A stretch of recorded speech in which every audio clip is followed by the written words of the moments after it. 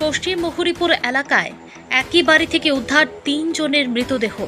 ঘটনার বিবরণে জানা যায়, শান্তিরবাজার মহকুমার অধীনে পশ্চিম মুহুরীপুর এলাকার বাসিন্দা শঙ্কর চক্রবর্তীর বাসভবন থেকে শঙ্কর চক্রবর্তী ও ওনার সহধর্মিণী ছবি চক্রবর্তীর মৃতদেহ রক্তাক্ত অবস্থায় উদ্ধার করা হয়।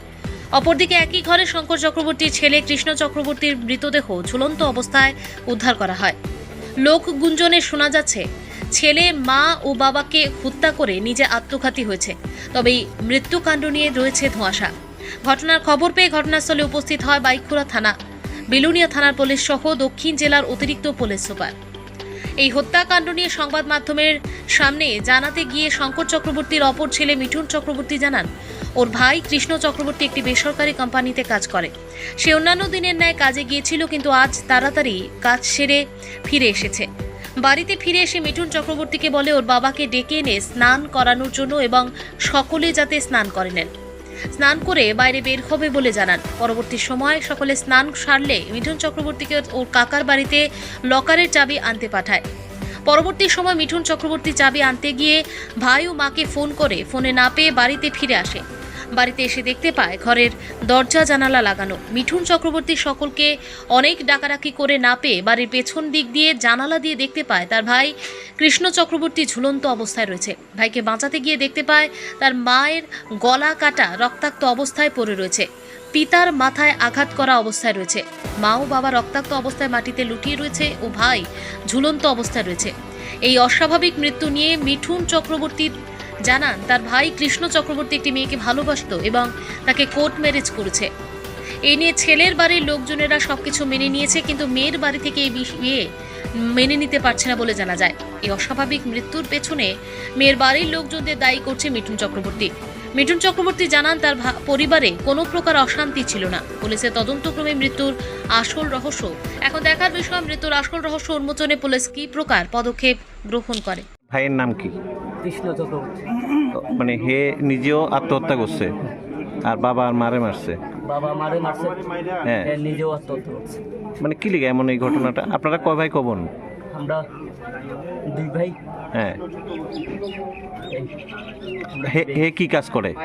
হে প্রাইভেট একটা কোম্পানিতে থাকে। তা আজকে গেছে না কাজে? গেছে, ও কাজে গেছিল? আজকেও কাজে।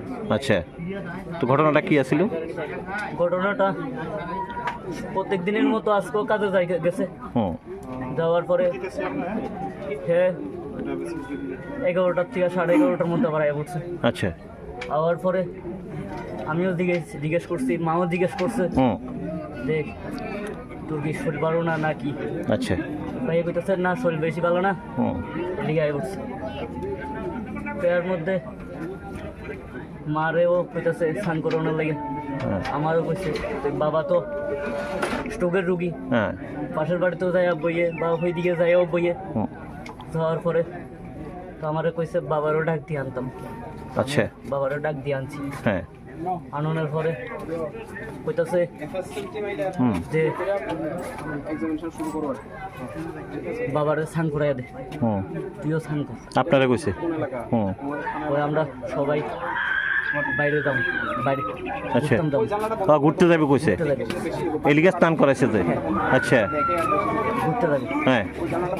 ঘুরতে যাওয়ার পরে তো আমিও স্নান করছি, বাবারও স্নান করাইছি। আচ্ছা। মাও স্নান টান করছে, ঠাকুর দিছে না, ঠাকুরের আসন বাইরে রয়েছে। মোট কথা 3 জন স্নান করছেন, কোনো মানে ঘুরতে যাবে কইছে? আচ্ছা। আমরা 4 জনই স্নান করছি। হ্যাঁ, এরপর ঘুরতে যাবো, ভাই কইছে ঘুরতে যাবো। হ্যাঁ। যাওয়ার পরে আমারে আমি স্নান করে আইছি মাত্র, সঙ্গে সঙ্গে হ্যাঁ আমার ভাইয়ে হ্যাঁ একটা লকারের চাবি আনানো লাগে। লকারের চাবি কোনখান থেকে আনতেন? আমার এই খুড়ো তো ভাইয়ের বাড়ির থেকে। আচ্ছা। লকারের চাবি বলতে আমার জেঠুর। হ্যাঁ, আনতে গেছেন? জেঠু বলতে জেঠুও মারা গেছে, জেঠিমাও মারা গেছে। আচ্ছা। তো তারা বাড়ির লকারের চাবি আমার কাকাতো ভাইয়ের কাছে যথারীতি আমি আনতে গেছি। আমার যাওয়ানোর সময় আমার ভাইয়ে কইছে তুই হেয়ার বাড়িতে গে যা, যাই আমার কাছে একটা কল করিস। আচ্ছা। তো আমি কল করছি, কল করবার পরে মোবাইল সুইচ অফ। আমার কাকা